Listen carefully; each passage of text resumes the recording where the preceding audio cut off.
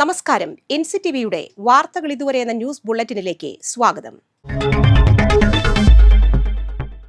ഇന്നത്തെ പ്രധാന വാർത്താ സംഭവങ്ങൾ നോക്കാം. റോഡ് നവീകരിക്കുമെന്ന വാഗ്ദാനം കടലാസിലൊതുങ്ങി. പുതുക്കാട് നിയോജക മണ്ഡലത്തിലെ പ്രധാന പാതകളിലൊന്നായ പുതുക്കാട് മുപ്പിളിയം റോഡ് തകർന്ന് യാത്ര ദുഷ്കരമായി. പുതുക്കാട് മുപ്പിളിയം റോഡിലൂടെയുള്ള യാത്ര നടുവൊടിക്കുന്ന യാത്രയാണ്.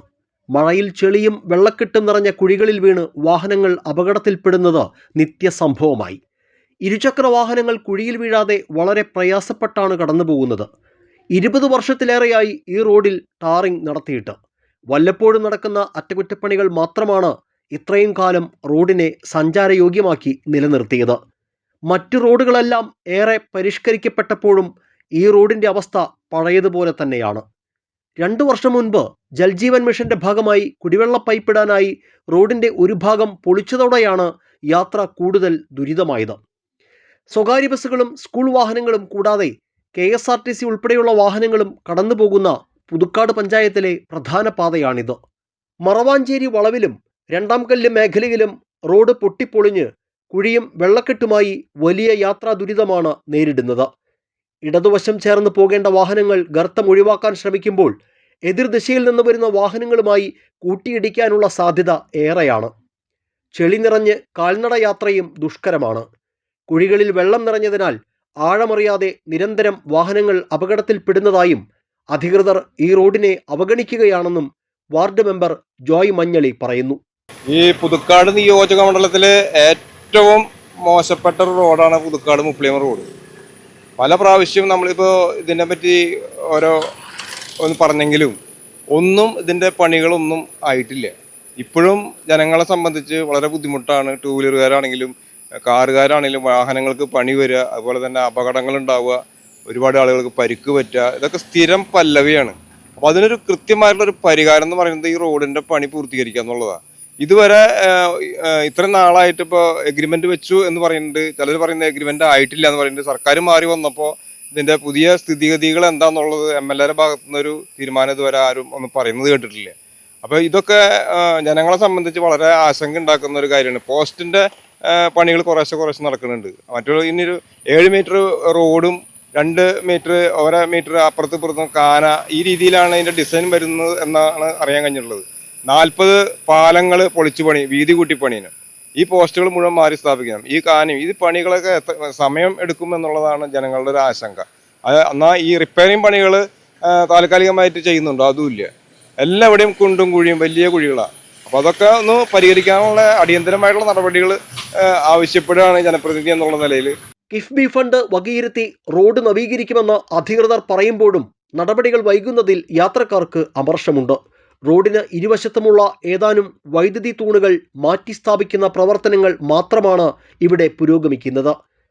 നിയമസഭാ തെരഞ്ഞെടുപ്പിന് മുന്നോടിയായി റോഡിൻ്റെ നവീകരണോദ്ഘാടനം നടത്തിയെങ്കിലും റോഡ് വീതി കൂട്ടി നവീകരിക്കുമെന്ന MLAയുടെ വാഗ്ദാനം പാഴ്വാക്കായി മാറിയെന്ന് പ്രദേശവാസികൾ ആരോപിക്കുന്നു. ഇത് ഫുൾ ടാറിങ് നടത്തിയിട്ടൊരു 15 വർഷം കഴിഞ്ഞിട്ടുണ്ട്. ഇത് ഈ സ്വപ്നം നമുക്ക് തന്നിട്ട് അതിൽ കൂടുതൽ വർഷമായിട്ടുണ്ട്.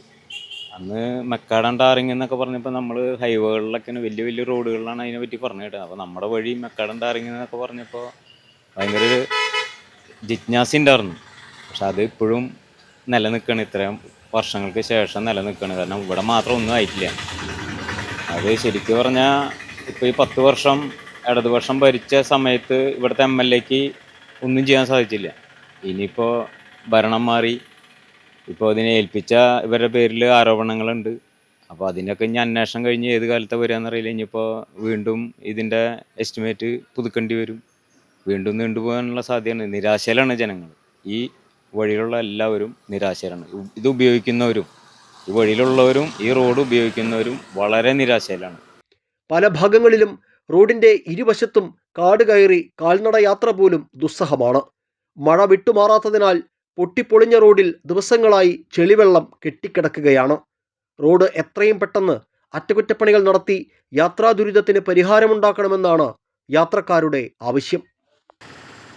പുതുക്കാട് മുപ്പിളിയം റോഡിന്റെ ശോചനീയാവസ്ഥയും ഇടയ്ക്കിടെ ഉണ്ടാകുന്ന അപകടങ്ങളും തുടർക്കഥയായി മാറുകയാണ്. കഴിഞ്ഞ ദിവസം രാത്രിയിലാണ് റോഡിൽ രൂപപ്പെട്ട കുഴിയിൽ നിന്നും വെട്ടിക്കാൻ ശ്രമിച്ച ഇരുചക്രവാഹനം ഈ വീടിൻ്റെ മതിലിലിടിച്ച് അപകടമുണ്ടായത്. ഇതുപോലെ നിരന്തരം അപകടങ്ങൾ ഉണ്ടാകുന്ന ഒരു പാതയായി മാറിയിരിക്കുകയാണ് പുതുക്കാട് മുപ്ലിയം റോഡ്. കിഫ്ബി പദ്ധതിയിൽ ഉൾപ്പെടുത്തി റോഡ് വീതി കൂട്ടി നവീകരിക്കുമെന്ന വാക്ക് ഈ നാട്ടുകാർ കേൾക്കാൻ തുടങ്ങിയിട്ട് വർഷങ്ങളായി. എന്നിട്ടും ഈ റോഡിലൂടെയുള്ള യാത്രാ ദുരിതം തുടരുക തന്നെയാണ്. ക്യാമറമാൻ നന്ദുവിനൊപ്പം ആൻഡോ കല്ലേരി, NCTV ന്യൂസ്, പുതുക്കാട്.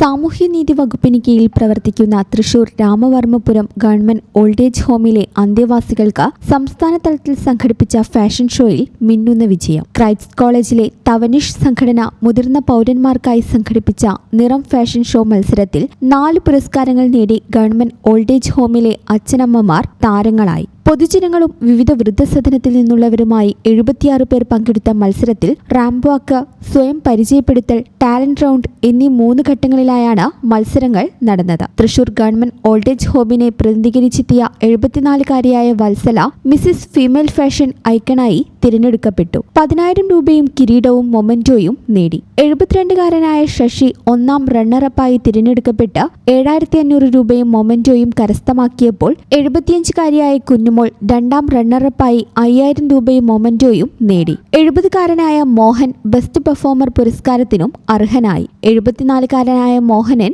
70-കാരനായ വിജയ്കുമാർ എന്നിവരുൾപ്പെടെ 6 പേരാണ് തൃശൂർ ഗവൺമെന്റ് ഓൾഡ് ഏജ് ഹോമിൽ നിന്ന് മത്സരത്തിൽ പങ്കെടുത്തത്. കഴിഞ്ഞ വർഷവും ഇതേ മത്സരത്തിലെ പ്രധാന പട്ടങ്ങൾ ഇവിടുത്തെ താമസക്കാരായ വത്സല, മോഹൻ എന്നിവർക്കായിരുന്നു. തുടർച്ചയായി ലഭിക്കുന്ന ഈ നേട്ടം മുതിർന്ന പൗരന്മാരുടെ ആത്മവിശ്വാസവും സർഗശേഷിയും ഉയർത്താൻ ഏറെ സഹായകരമാണെന്ന് ജീവനക്കാരും അന്തേവാസികളും അഭിപ്രായപ്പെട്ടു. പ്രായത്തെ തോൽപ്പിക്കുന്ന ആത്മവിശ്വാസത്തോടെ ഇവർ പുതുതലമുറയ്ക്ക് പ്രചോദനമാകുകയാണ്.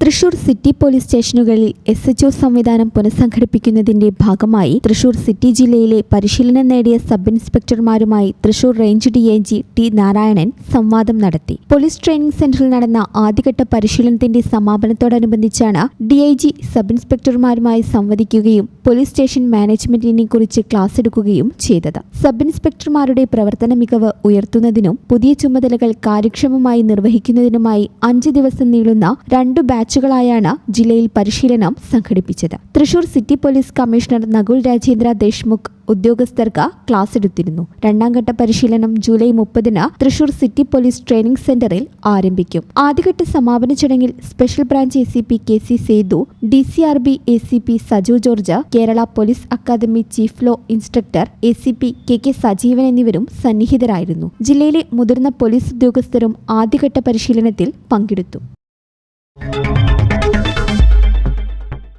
കാലാവസ്ഥ.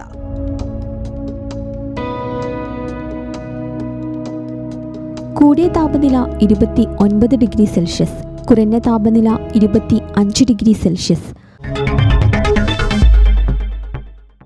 ചാലക്കുടി കൃഷ്ണ ജ്വല്ലറിയിൽ ഇന്നത്തെ സ്വർണ്ണവില. സ്വർണ്ണവില നിങ്ങൾക്കായി സമർപ്പിക്കുന്നത് അപ്പസ്വർണം ആഡംബരവുമാണ്, സമ്പാദ്യവുമാണ്. സ്വർണം കയ്യിലുണ്ടേ അതൊരു ധൈര്യവുമാണ്. Krishna jewellery gold and diamonds, Chalakudy. ഹൃദയങ്ങൾ കീഴടക്കിയ വിശ്വാസം. സ്വർണം ഗ്രാമിന് 13,155 രൂപയും പവന് 1,05,240 രൂപയും രേഖപ്പെടുത്തി. ഇതോടെ വാർത്തകൾ ഇതുവരെ എന്ന ന്യൂസ് ബുള്ളറ്റിൻ സമാപിക്കുന്നു. നന്ദി, നമസ്കാരം.